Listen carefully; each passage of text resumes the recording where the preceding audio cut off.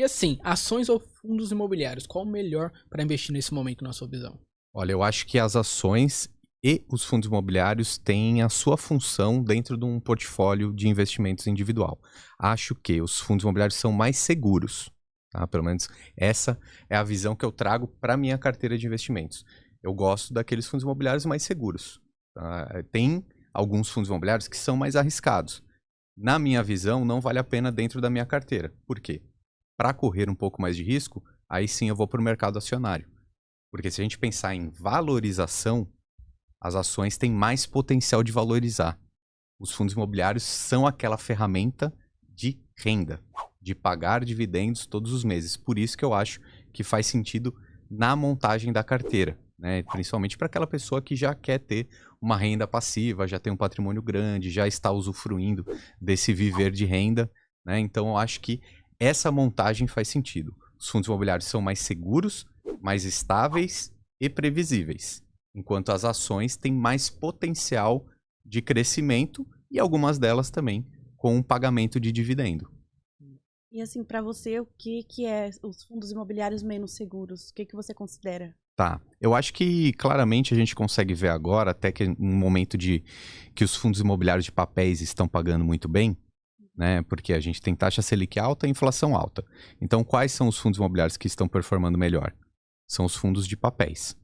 Porém, eu acho que os fundos de papéis são um excelente exemplo para a gente ver que tem aqueles mais arriscados e aqueles mais seguros. Tem uma classificação no mercado que se chama High Yield e High Grade. É um nome às vezes um pouco confuso, mas na verdade está querendo dizer qual que é o grau de segurança que tem dentro daqueles ativos imobiliários, dentro daqueles fundos, né? Então, os fundos de papéis são fundos de crédito, e quando a gente fala de crédito, a gente está falando que alguém está pagando algo para alguém.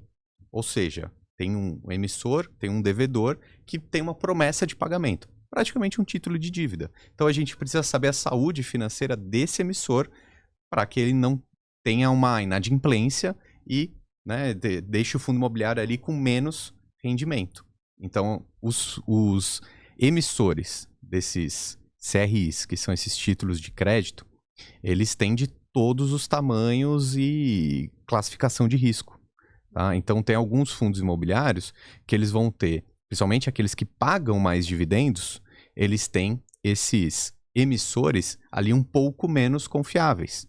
Até porque, se eu tenho uma empresa, uma instituição ou um empreendimento e eu preciso captar recurso, se eu não tiver um bom nome na praça, eu vou ter que prometer um dinheiro maior para pegar emprestado agora, né? Uma rentabilidade maior. Tá? E isso faz parte do jogo, né? Isso daí é um processo muito natural, que funciona bem. A única questão que eu trago aqui é o investidor saber onde ele está investindo. Porque não tem problema nenhum um fundo imobiliário ser mais arriscado. Ele tem essa característica do high yield, né? Que ele tem ali dentro do seu fundo CRIs de alguns emissores menos saudáveis, digamos assim, financeiramente. Pode ser que eles façam algum calote, alguma inadimplência. Quer dizer que sim, vai ter calote, vai ter inadimplência? Não, mas é mais arriscado. Aí a única questão que eu trago é que eu vejo muitos investidores investindo nesses fundos imobiliários pensando num altíssimo dividendo, mas não vendo o que está dentro do fundo. E aí, de repente, você está montando uma carteira só com fundos imobiliários arriscados, estão com um dividendo bem alto, né? Que num primeiro momento isso é muito bom, só que se começa a haver uma quebradeira, uma inadimplência, a rentabilidade cai, né? A cotação vai cair e o nível do dividendo também cai. Então, esse seria um problema. Se for uma pessoa que tiver esse apetite a risco, tiver, sei lá, apenas uma parte do seu dinheiro investido, tudo bem. O problema é se você estiver investindo todo o seu dinheiro achando que é super seguro, mas tem mais risco, né? Então, isso que é importante passar.